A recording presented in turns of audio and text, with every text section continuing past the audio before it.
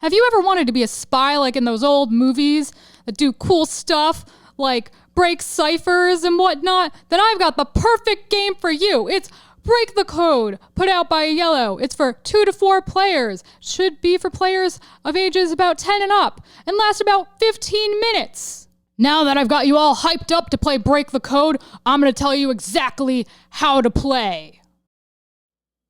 The goal of Break the Code is very straightforward and pretty much exactly what the title suggests. In a game of Break the Code, your goal is to guess the numbers and colors of unknown cipher tiles. Before I dive into my how to play, I want to take a moment to review the components in the game. First, there are 20 cipher tiles. Those are these things at the top. They're numbered 0 to 9. There are 2 sets of these, going from 0 to 9, making 20 tiles in all. The numbers are either white, black, or in the case of the 5, green. Next up are the 21 question cards, which include questions like, how many of your tiles have a black number? What is the sum of your white numbers? And how many of your tiles have a white number? Next up is the Notepad. The Notepad is basically used to keep notes about the clues you're given to help you determine what the cipher is and win the game. They have all the different cipher tiles at the top for your reference, a section for 3 players and 4 players, and then another section for 2 players with all the different colors, so everything's pretty easy for you. And last but not least, there is the screen. There are 4 of these in the game, but I only have 1 out right now.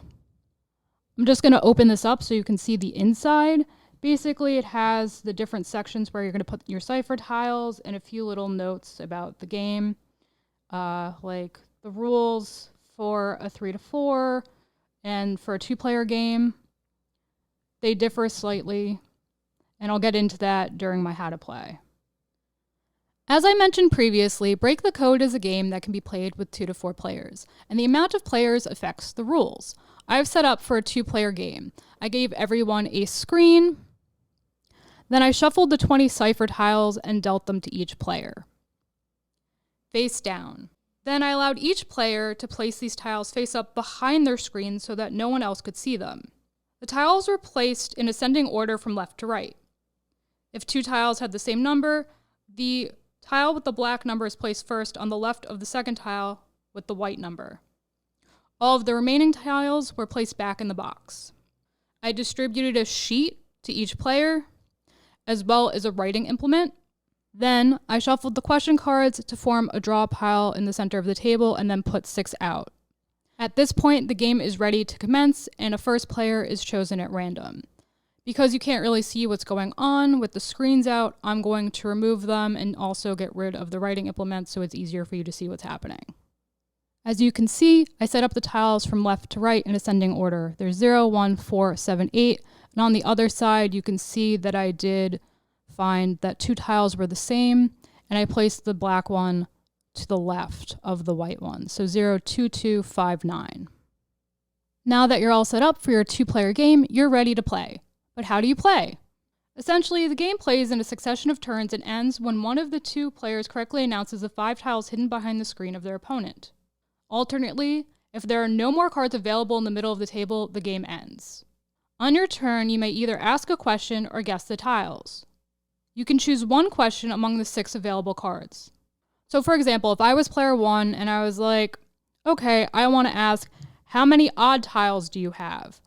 The other player would have to say, oh, I have 2 odd tiles. And then I'd make a little note here, discard that, refill up, and then the other player would get to ask a question and make notes so they can try to guess my cipher over time.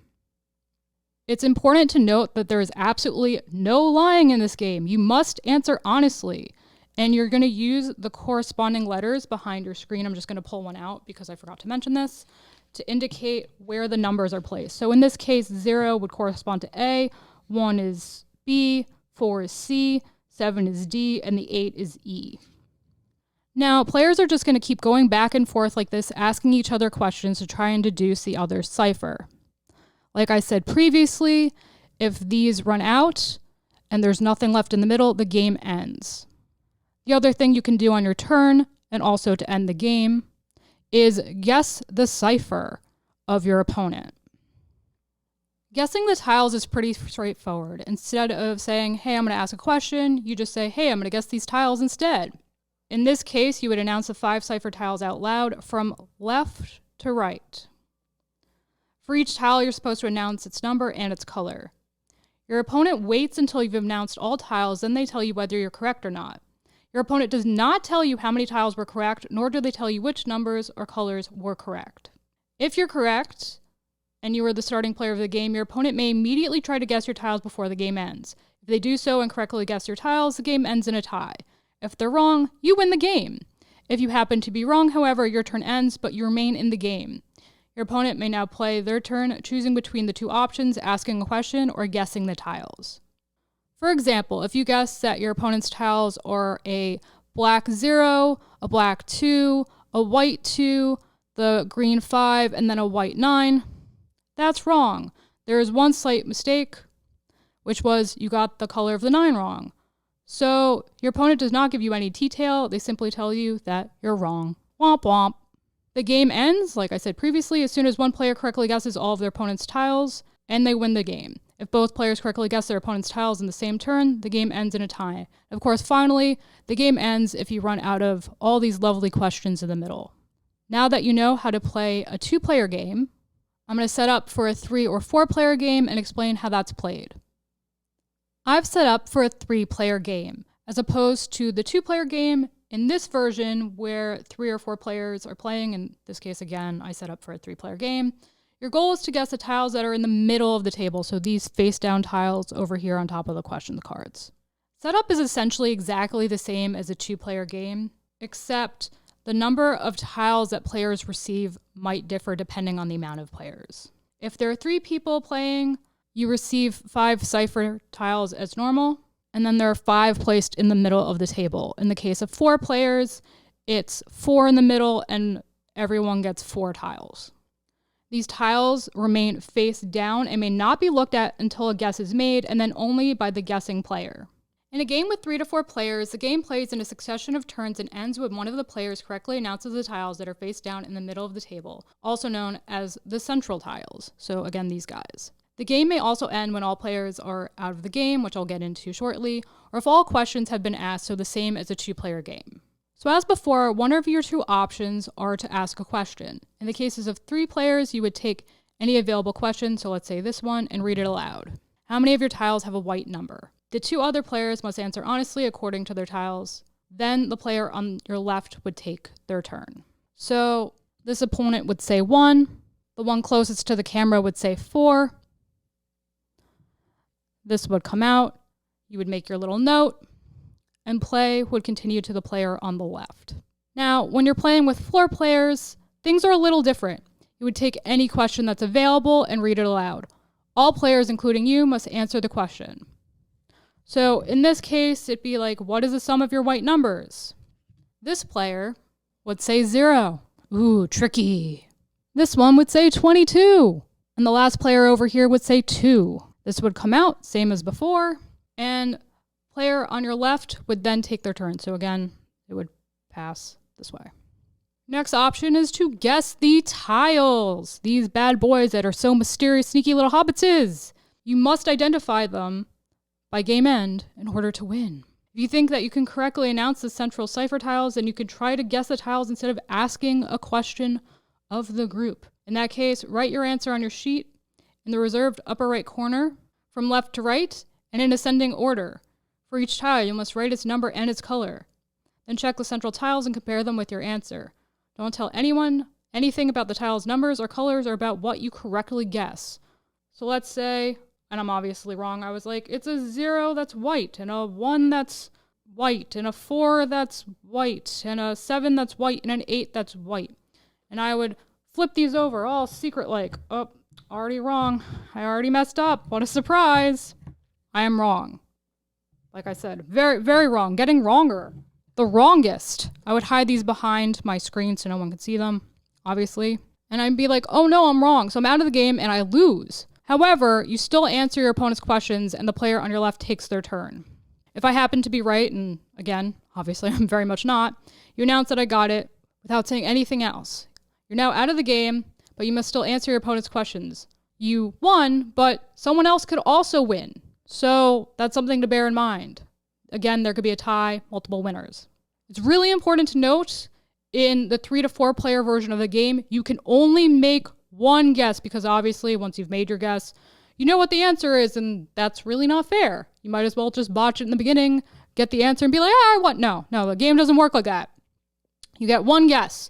So there's absolutely no point in rushing because you may lose, and losing's not fun, is it? So you don't want to do that.